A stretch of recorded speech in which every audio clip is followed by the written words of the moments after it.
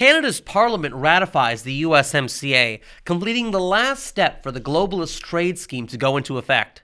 I'm Christian Gomez, and you're watching JBS Straight Talk.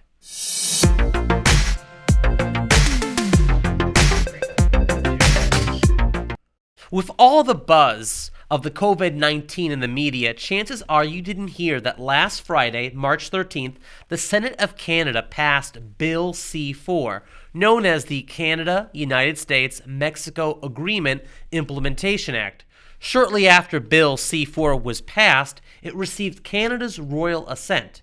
For those of you that may need a quick Canadian civics lesson, well, here it is. Canada is a constitutional monarchy, which means Queen Elizabeth is the formal head of state.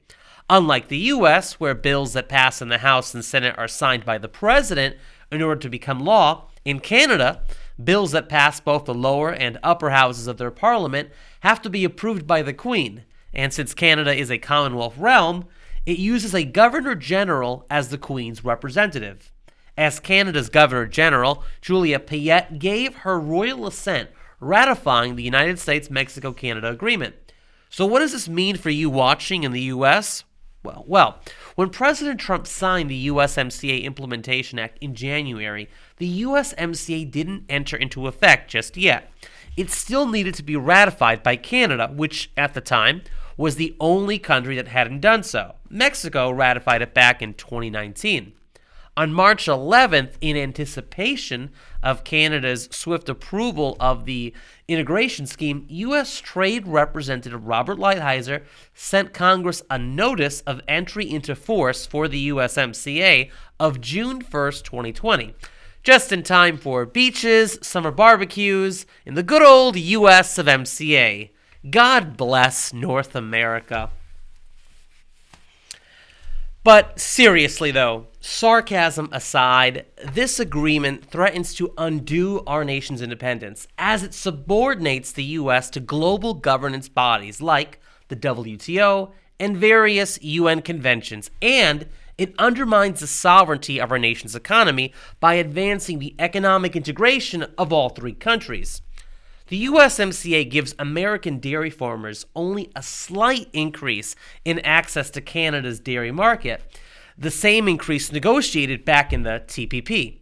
Aside from the limited increase in guarantees to American auto workers that at least 70% of vehicles have to be manufactured in North America, there really isn't much else to boast about in this agreement. For the most part, as Canada's Deputy Prime Minister Chrystia Freeland, who negotiated the USMCA on behalf of Canada, reiterated about the agreement in December 2019, it not only preserves NAFTA, but builds on it, turning it into what she describes the USMCA as being a progressive trade agreement.